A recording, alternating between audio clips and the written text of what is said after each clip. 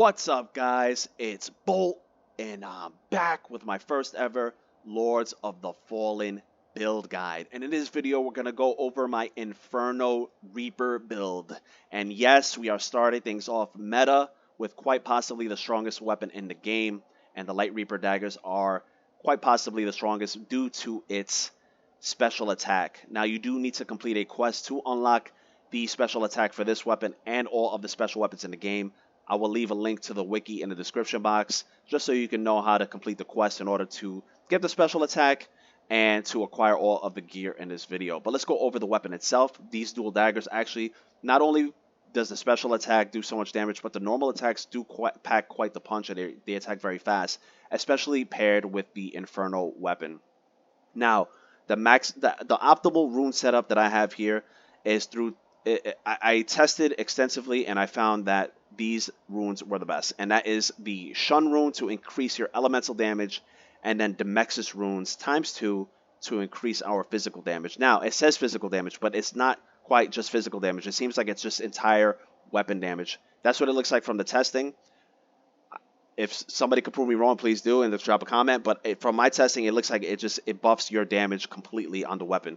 So both weapons will have that same rune setup. That is Shun, and then ×2 Demexis. Now, you're not going to use Trelos. Trelos, I've seen people put 3 Trelos runes on. Trelos does absolutely nothing. It is a waste of a rune slot. I don't know if it's bugged, but it doesn't do anything.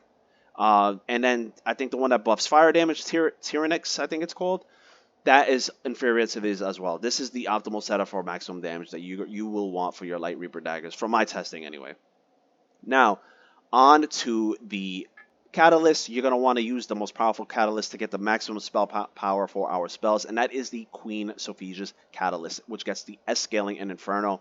Now, this is going to be a pain in the butt to get. You do have to complete the Tortured Prisoners quest, and this is maximum end game. You will get this at the very last bit of the game. So before that, you could probably use something like the Rogar's Heart, and that'll be efficient until you get this catalyst right here. Look at the spell power right there, the S scaling, beautiful. And let's get right into our spells. Magma Surge. This is going to be your sniper spell right here. Now, the way this game works, you can lock on from quite far away. So those pesky archers, those pesky ranged enemies, you could just lock onto them from so far away, they will not acknowledge you. And then you just snipe them out with Magma Surge. It does massive damage and usually one-shots most enemies. Even elites, a lot of elites get one shot, or at the max 2 casts of this and you will die on New Game.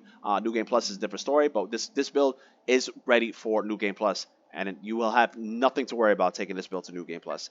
Next, we have the Seismic Slam.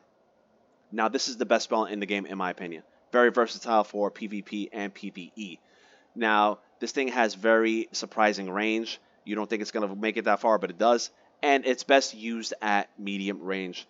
It does great damage. It knocks enemies down. Does great posture damage. Clears rooms out when they're lined up, when the enemies are lined up. And for PvP, this is your heal punish. This is for those pesky spell spammers. If you want to put pressure on them, knocks them down, and then you could just hit them with the Light Reaper special attack as they wake up when they're knocked down. But please, guys, do not spam the damn Light Reaper special attack in PvP. Don't be toxic. Just use it as your get out of jail free card, or to punish a stupid move that your opponent does. No, please don't be a spammer. Next, we have the Infernal weapon, and this is an Inferno build. We need that weapon on fire. This is going to add us more fire damage to our weapon, and it's going to give us a nice burn dot as well. It gives us the burn effect. Now, a lot of players will use this, and a lot of older popular Light Reaper builds did use this to combo it with the Ring of Infernal Devotion. That is a popular Light Reaper build. Now, from my testing, that is not the optimal way to play the Light Reaper daggers. The way I have it set up is because a lot of bosses and a lot of enemies do have resistance to ignite. Now, I do not want to waste 2 ring slots. I don't know about you guys, but I don't like wasting my ring slots. I'm a min-maxer, so we're going just straight weapon damage with our rings here. So, yeah, you could use the Ring of Devotion with the Infernal weapon if you would like. It is nice to have for just like mob clear. AoE, the AoE damage from the ignite is nice, but you will get more damage from the way I have set up, and you do not have to worry about losing those 2 ring slots against enemies that have the resistance to ignite. you could just carry on about your business. And this gives just gives up straight up more damage for my testing the way I have it set up right here. But I digress. Let's go right into Adir's Rage. Nothing fancy here, just 10% damage bonus to everything, to our spells and to our weapons. Adir's Hardiness is going to give us 25% damage reduction, which is nice for PvE and PvP, and especially nice since we are in the light roll category in this build. We are using the Princess Sting, which gives us a damage boost for our encumbrance, and we are at the light encumbrance. And if you are at maximum lightweight encumbrance, you do get a 25% damage increase. Right here, we're about at a 20%, which is nice. But if you do not want to use lightweight, if you want fashion, you want to wear heavier armor for tankiness or fashion, then you could use the Rogar's Delight. Not a bad choice to use right here. You also get a little bit of Holy Defense, which will help with those pesky PvP Aureus Judgment spammers, or when you're in those Radiant areas like the Tower of Penance or the Abbey, you get the little extra Holy Defense.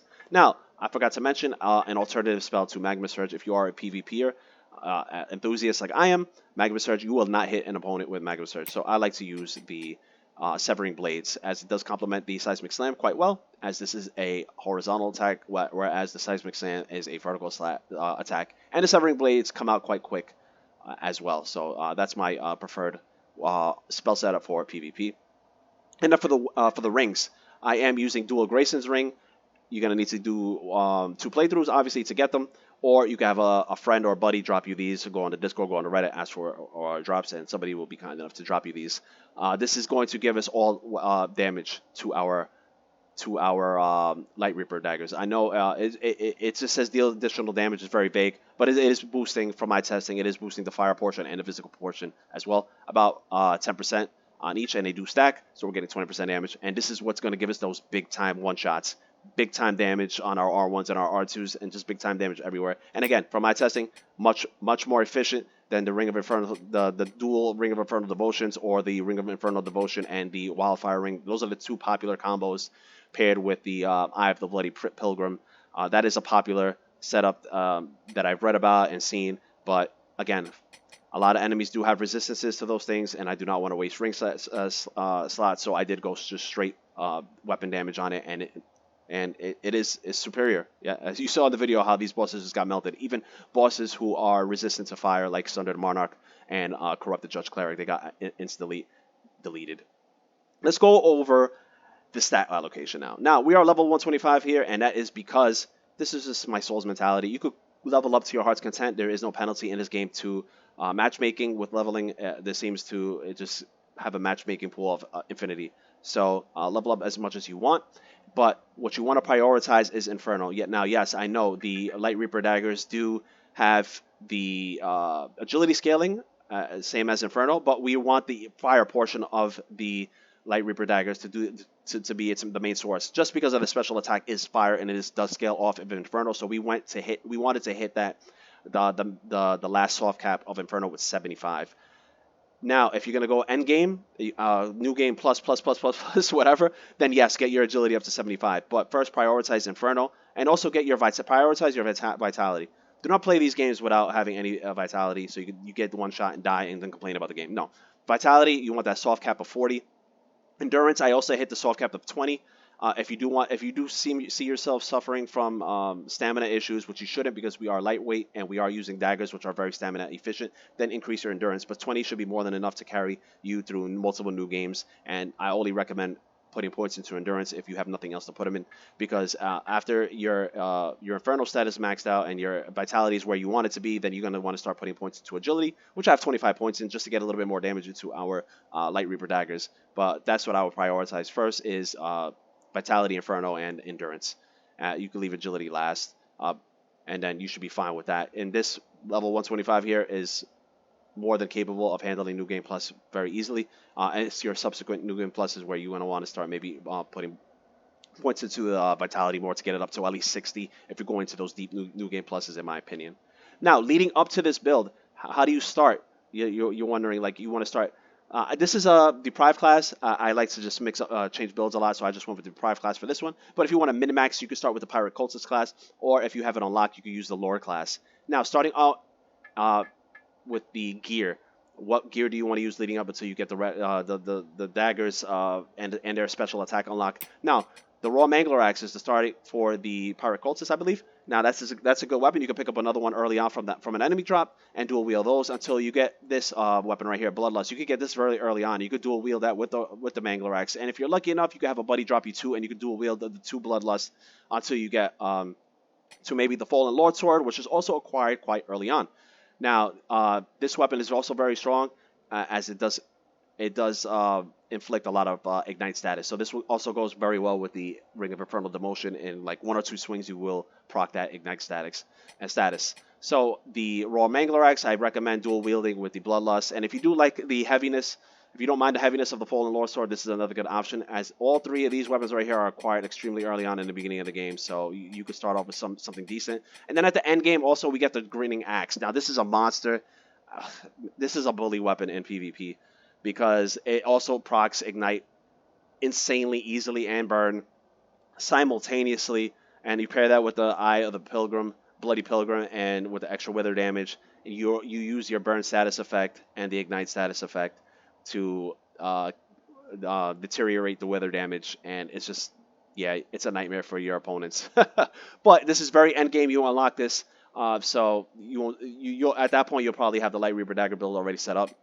But this is another option I have if you do want to you just switch it up from your Light Reaper Daggers. In the meantime, you could use the aforementioned 3 other weapons leading up.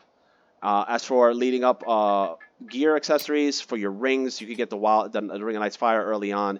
You could get an and then pair that with one Infernal Devotion until then, or if you're casting spells a lot, I was gonna say Mana Stone Ring, but you get that at late game as well. A lot of this stuff is acquired late game, but if you're not gonna have 2 of the same, like the 2 Grayson's rings, you're gonna have to get that on another playthrough. You can use 1 Grayson and 1 Infernal Devotion, or 1 Grayson and 1 Ring of Night's Fire until you get Ring of Infernal Devotion and the Wildfire Ring, which is also a very popular combination, until you get the dual Grayson rings. And again, I already mentioned an alternative to the Princess Thing. Princess Thing is acquired very early on as well, so I would just stick with Princess Thing. But the alternative you want to use is going to be the Rogar's Delight. And then as for our Umbral Lamp, what do we have slotted in there to make it so damn overpowered? And that is going to be the Eye of Eliard, which is going to give us the extra Soulflake charge. We have the Eye of Agatha, which is going to be... Damn, this thing is super overpowered. While we are in Umbral, we just automatically generate Soulflake charges. So when you're in Umbral, just spam the damn Light Reaper attacks left and right, and you never have to worry about running out of Soulflake charges. And then last but not least, we have the Eye of Marco the Axe, which is going to give us another Soulflake charge for a maximum of 5 damn Soulflake charges. So you can spam this attack right here all day long and just one-shot enemies and just delete bosses left and right. Now, the one thing about that weapon, special attack, is that it has a funky hitbox. Now, I've noticed that sometimes I'll be right on the enemy and it just misses. I don't know how, like at least one portion of the attack. But if the entire portion of the attack hits, the enemy's dead. The boss is dead. GG's. But that's what makes these weapons so overpowered. But on top of that, they do pack quite a punch on their own. They are quite fast, as you can see right here. The R2 is very nice. It has that poke, and it's very fast as well. This is very versatile moveset. The running R2 is nice. The only thing it lacks is range, but the special attack has quite effective range. But then we have our Seismic Sand to compensate for the range, and then if you want to snipe an enemy, Magma Surge right there. This build is very versatile, has everything covered. You have nothing to worry about. It will make your playthroughs very easy. It's a lot of fun. It is overpowered. Probably needs a nerf in my opinion. What do you guys think? Curious to hear your thoughts. Hope you guys found this video enjoyable and informative. If you did, please consider giving it a like. It really helps my channel out. Consider sharing it. Consider subscribing if you have not done so already. Drop a comment. Let me know your thoughts. And I'll catch you guys on the next one.